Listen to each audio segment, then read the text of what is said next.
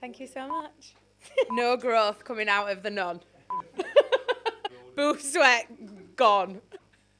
I just need to explain that one just quickly. There was plants that were currently sat here, and like my leg was down and the plants were coming up and out of what looked like my vagina. The guy that runs the podcast studio was like, it kind of looks like you're growing plants out of your area. One, I love that they speak to me like that. Like, that is just the sort of friendship that I need. Two, he advised that we moved the plants. So now I've put a coconut there and my knees up. And I've never filmed from this side before, which feels weird. But we're just going to roll with it because this one's going to be quite a vulnerable episode. So let's start from the beginning. So welcome back, guys, to the Sex Aphrodite. Now, this might be a little bit of a, holy shit, Jordan's not done a podcast in a long time, and I'm going to give the reasons why without getting emotional, because I think I was so sucked into this so fast, and I was so vulnerable to what was going to come up, not just with clients, but with myself. And I knew I was an empathetic person anyway. I knew that I kind of naturally would take on people's traumas or situations and do anything in my power to kind of fix them. But I would take on that emotion myself.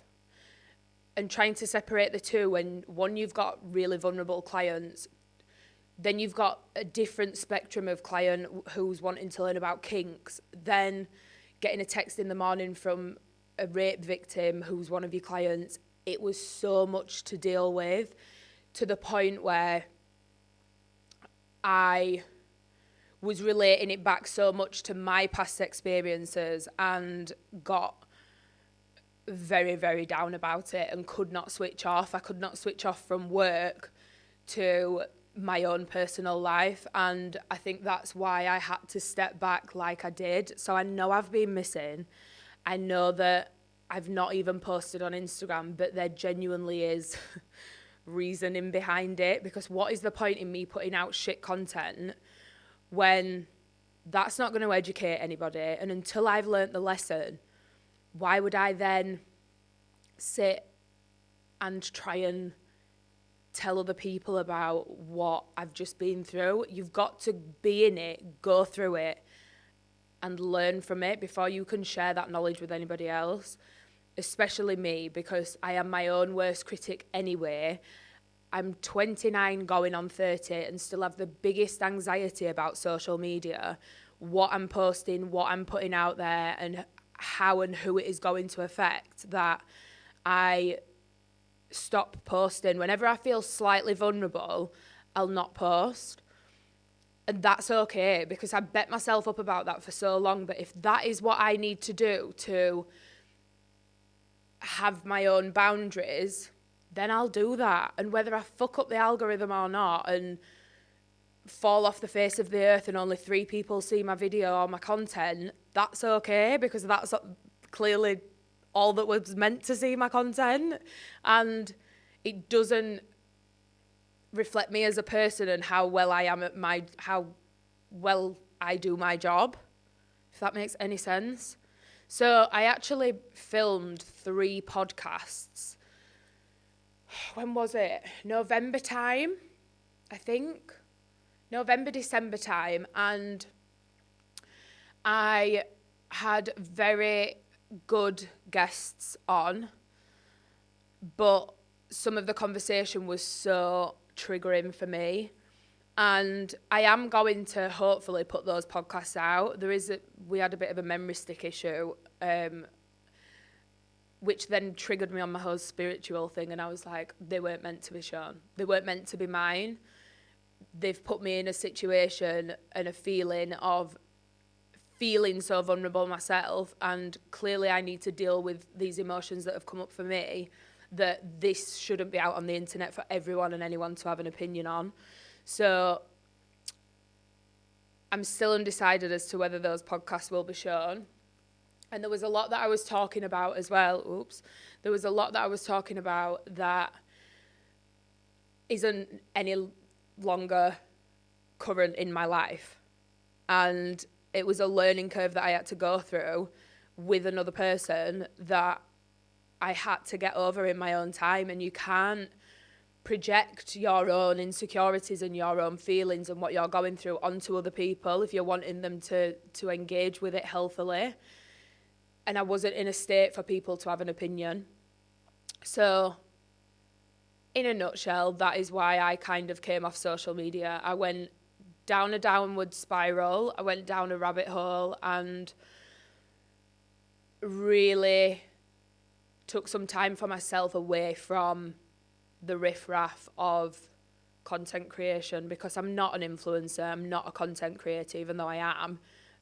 I do create content, but it doesn't have to be my life. I don't make my sole income from that. So I can tap out, and I have the ability to have that choice to not be doing this consistently. And I feel so sorry for the people that do this as a daily active job, because they can't just switch off. So without further ado, I would like to relaunch Sex Aphrodite. Even though it's kind of only just been a soft launch anyway, we're going in with a bang. We have got so much planned. I will be launching the website. We'll be launching all the webinars. I've been building all the different educations. So I'm so excited to actually put it out there. There's a lot more work to be done, but I feel like I've got that spark back, because when you are in a position of, I don't like saying the word, but depression, it clouds your vision, it clouds clarity. I was to the point where if I didn't have my dog, which we'll talk about in a second, because I know a lot of people that on my social media had an attachment to Journey. And without her coming into my life when she did, I would have never got through the last 3 months of my life, probably. Oh God, the emotions are coming. Fuck.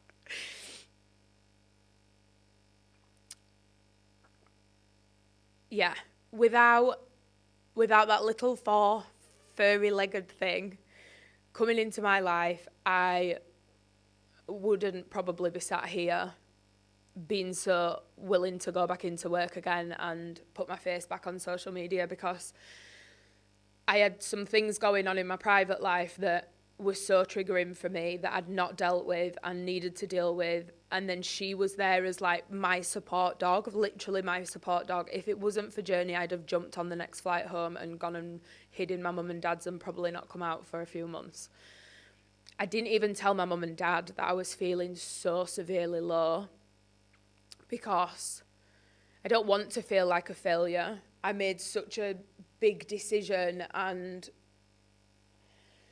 risk coming to Bali that I didn't want to feel like a failure. I didn't want to feel like I couldn't succeed at what I'd set out to do.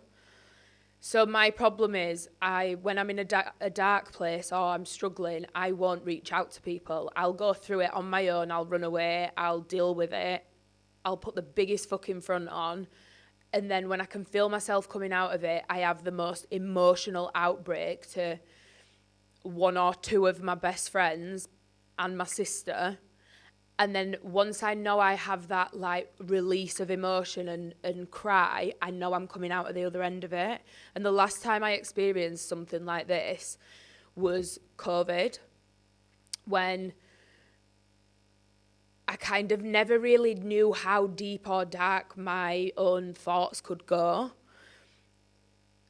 And that took me around a 3-month period to come out of. And this was kind of a similar thing. Like, it started in November and then I've probably come out of it like the end of January. And unfortunately, I was on the phone to my mum a couple of weeks ago now. And I was telling her about what I'd been through and saying this was the reason I wasn't answering the phone. This was the reason if you feel I've been distant, this is what's been going on. And it was such a nice conversation to have with my mum. She was shocked, and that broke my heart because I didn't ever want them to think that they weren't there for me.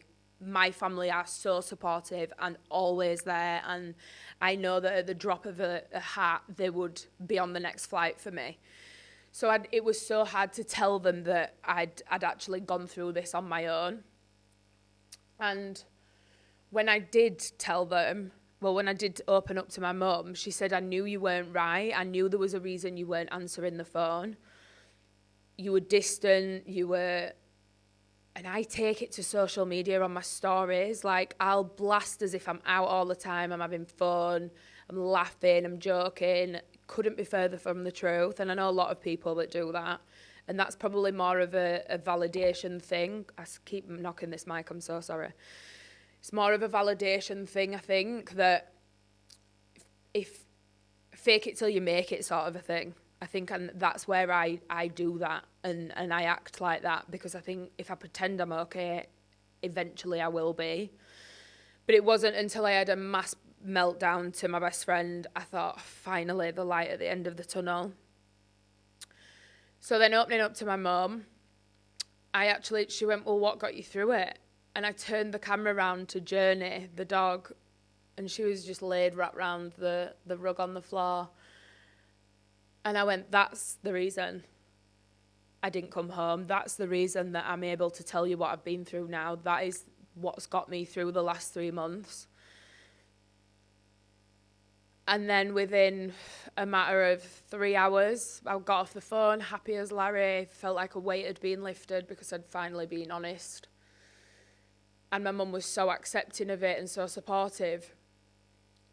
The next time I spoke to her was about 3 hours later, and I was in the vets, FaceTiming my mum again, telling her that Journey had been hit by a car and not made it.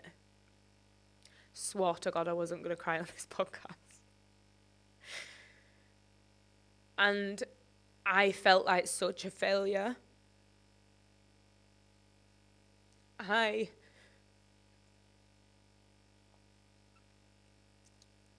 I put myself out there to have a dog and give them the best life.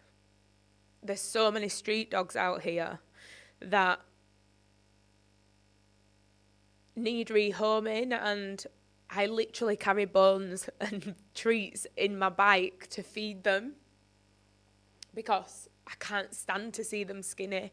I can't stand to see them not eating. So when Journey came along, I kind of found my purpose again.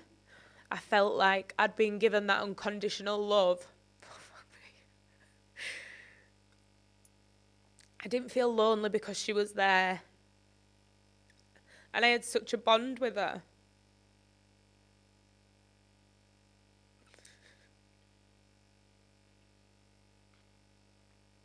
Oh, Jordan. So to then have that taken away from me, it hit me hard.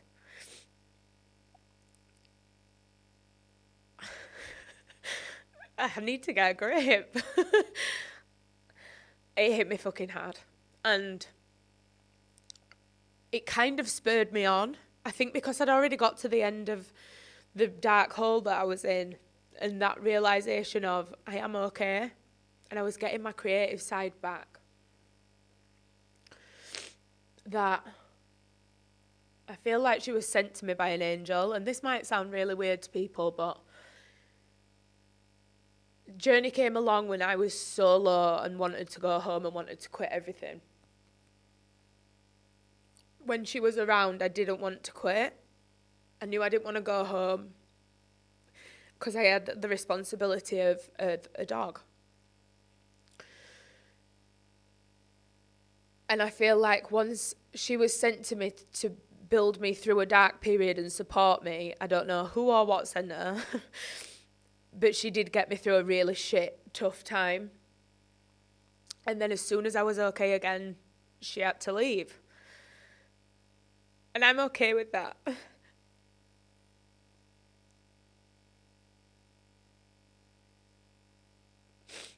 I'm not okay with that. I think that's the only way I can look at it and feel like I didn't make the world's biggest mistake of leaving that gate open and the tragedy happening. So yeah, let's just breathe for a second, because that is kind of why I have been missing. God, I really didn't expect to get myself that upset. And I wear a necklace, a collar, now as a bracelet, forever. So yeah, sorry, I really didn't think I was going to get that emotional telling people, well, fuck me, it's me, I am emotional, but that's kind of where we were going with it. And I needed to be vulnerable and tell everybody what had happened. And I am a massive animal lover, and she got me through the shittest time. So, yeah. Okay, so moving on. Now I've told you the nitty-gritty of it. I want to move on to what my plans are now for Sex Aphrodite, and my plan on not bailing as soon as shit gets hard. And it's a learning process, okay? And if people need to tap out for whatever reason they want to tap out, they can. Until this becomes my full-time career, I will tap out. Even then, I'll still tap out whenever I feel like I need to tap out. So I know people have still been in my DMs. I know people have been asking me when the next podcast's coming back, but I think people have been very respectful of what has been happening and understanding of why I pulled back when I did. And just as I was about to launch myself back out there, the unthinkable happened with Journey. So it is something I'm still grieving, something I'm still processing, something I know that I've got a lot more. This plant is having a party and just tickling my back, which I'd usually like if I was in bed, but I'm not. I'm trying to work. So yeah, that's where we'll kind of wrap it up on where I have been and why I have been MIA, and we'll move it on to what I want to bring now to the Sex Aphrodite. I feel like I'm speaking through my nose because I've just had a cry. Let me just have some coconut. Okay, so back on the relaunch of Sex Aphrodite, I have a new website coming out. Well, I say new, my only website coming out. I have webinars that will be listed on the website for people to access, and it's more of a sex education program that will be fun, will be self-explanatory. There will be some content on there that is literally me showing you what to do. That doesn't mean I'm literally stripping off. That means there'll be objects in the room, and I will literally show you and teach you what to do in the bedroom to gain your confidence, or to give you tips, or to give you tricks in the bedroom.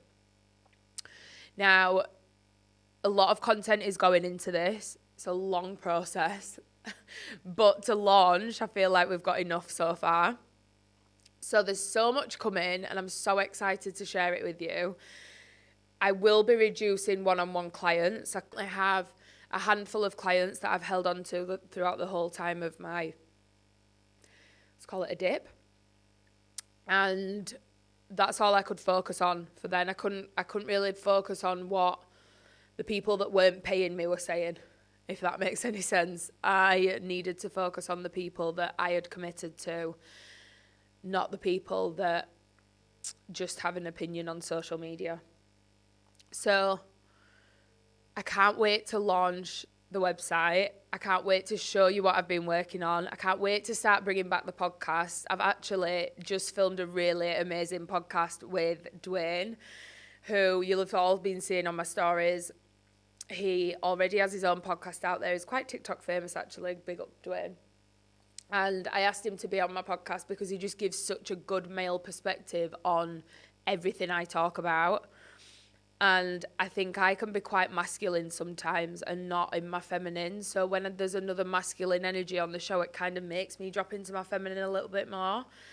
So that was a great podcast. I can't wait for people to listen to that. And I've so many amazing people that want to come on the podcast as well that I've just been putting off and putting off. So now it's actually going to be all go, go, go. Thank you to everybody that's actually stuck around and been asking of me, and everybody that kind of had a connection with Journey as well, because I shared a story so much. I think people were so heartbroken when she did pass that whoever is texting me, please stop. Drams. So yeah, thank you everyone for the constant support. You are always so amazing, and the reason that I do this, the reason that I want to break this taboo, the reason that this is the career path I want to go down, because I can so openly talk about it, but it's how it's received as well, and I'm so happy it's received in a good light and not a negative light. There's like 2 negative comments I get out of 100 nice comments. So yeah, remember to always be kind, because you don't actually know what somebody's going on or got going on in the background. And I think for me especially, because I look like I'm living, and I am, don't get me wrong, I am living such a high life. I live at the other side of the world. I am not doing a 9-to-5 job anymore. I have the freedom to do as I please. But that also doesn't mean that somebody isn't going through the mill of it and hasn't got personal shit going on and isn't still experiencing shit men and dealing with triggers of the past that they've not really dealt with. So yeah, this is just a reminder that even though everything looks hunky-dory on social media, it's really not. And I tell people time and time again, social media is fake. Social media is bullshit. People show 5% of their day and what's going on. I wouldn't sit there posting me crying as soon as I open my eyes in the morning, or crying myself to sleep at night, or the amount of screaming matches that I would do with my other half. Like, it's shit that you don't post because everyone wants to be positive, everyone wants to show light and love and blah, blah, blah. It's not real. It's not real. So shit happens, and I don't fully understand the reasons as to why, but it just does. So always be kind. Thank you for watching, and I'll see you in the next one.